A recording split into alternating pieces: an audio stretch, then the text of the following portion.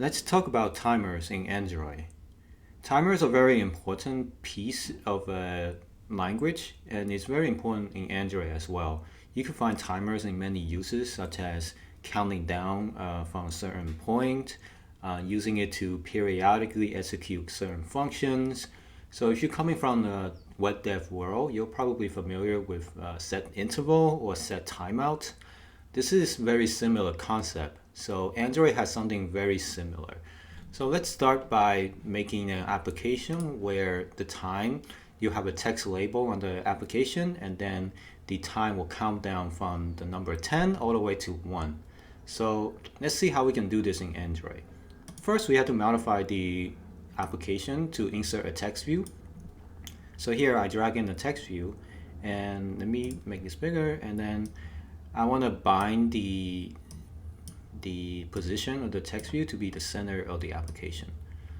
So just to make it easier to read, let's change the background of the view to black.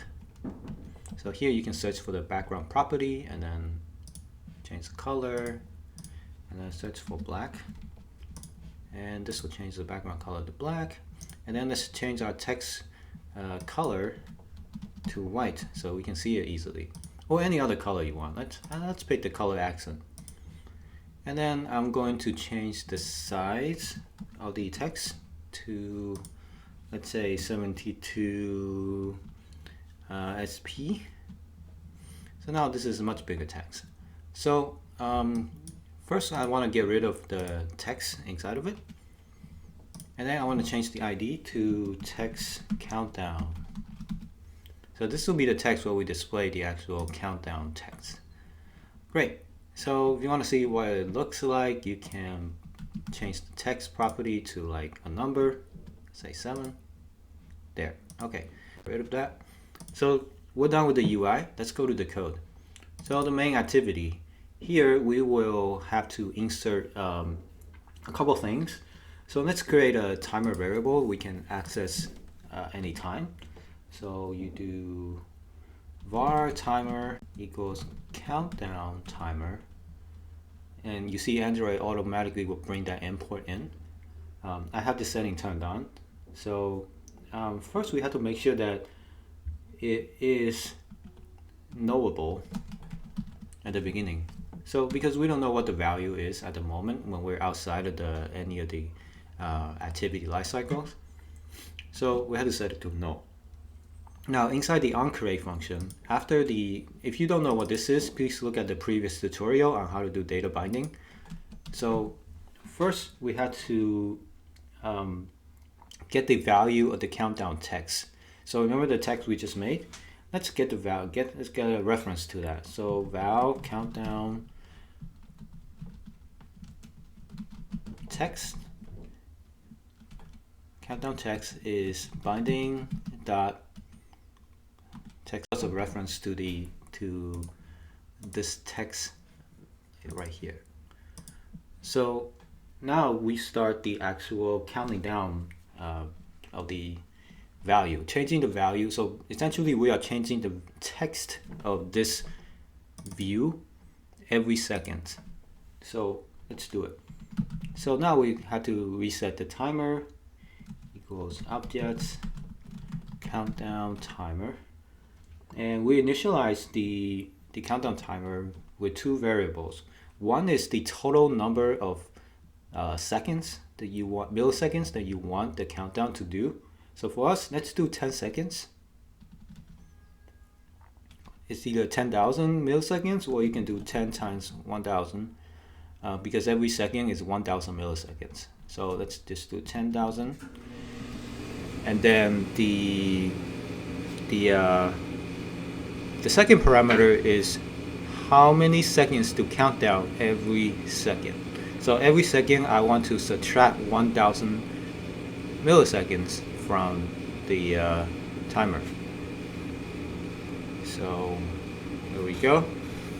And now we have to override two functions inside the countdown timer. So override fun, we have to override the onTick function. OnTick function runs every time the it runs every time every second. So every second, this function gets called. So it takes one parameter, which is milliseconds, until finished, and it's a type long. Please excuse the background noise, guys. And so first we did that. Let's override the other function, which is onFinish. So onFinish will run when the whole thing finishes counting. So as the name suggests. So inside of the onTick function, we can update the text of the countdown text. So let's just do countdown text equals. So here's a little thing. We have to make sure that this is a string because the text property of the countdown text is a string. So we have to calculate like what number we want to show.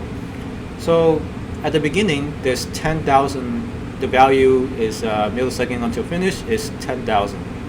So we have to convert that to seconds. So first we have to do milliseconds until finish divided by 1,000. So this will give us the number of seconds.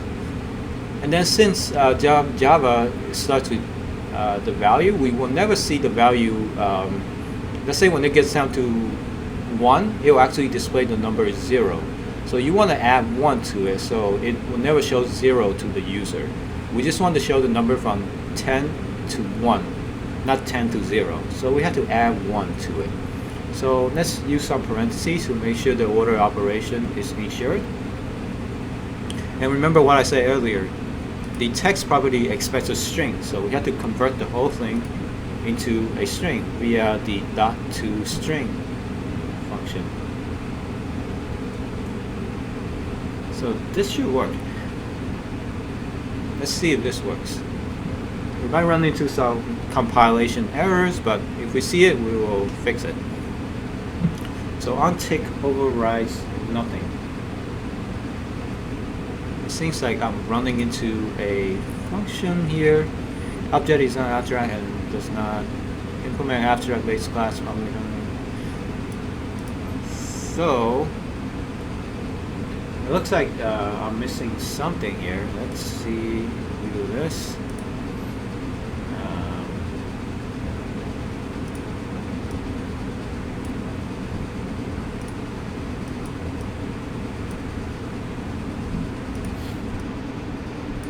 That is kind of weird because it was working. Huh. Oh, yeah, I think I misspelled millis until finished. So it's actually millis until finished.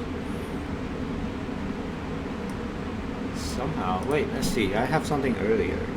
Override fun millis until finished. I think sometimes Java, it's the same text, but I think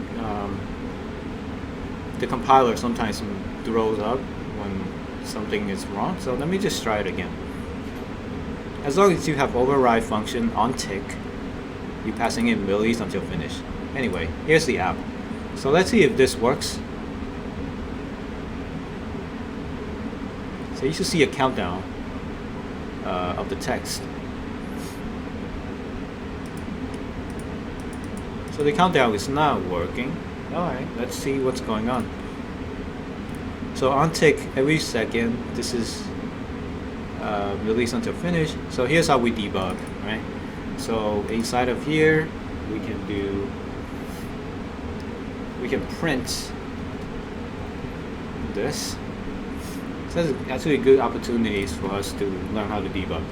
So print ln, it's like console log in JavaScript. We're just gonna add some debugging statements to it, and then we can go to logcats down here, and then take a look at what's going on. Oh, the reason this is not working is because I forgot to call the start function. So at the end of the timer definition, you can do .start. This will actually start the whole timer. So if you don't call that, nothing will happen. So if you call the .start, and let's run the application again. Let's see if this works now. I'm pretty sure it will. There you go. So now you have a simple timer countdown, and here you can see the actual milliseconds until finish in the console. 2, 1, and then it should say countdown finished.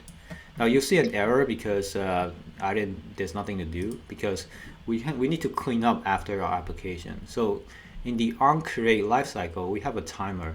So make sure that for whatever reason, if the user pressed the home button or the back button, our application should cancel the timer. So let's do override fun onDestroy. So this will call the super onDestroy button, but we got to make sure our timer is canceled. I had to call that. So there you go. This is a very simple timer, set timer or set interval example in Java and Kotlin and Android. So I hope you find this video useful, and I hope to see you guys next time. I'll show you something more interesting.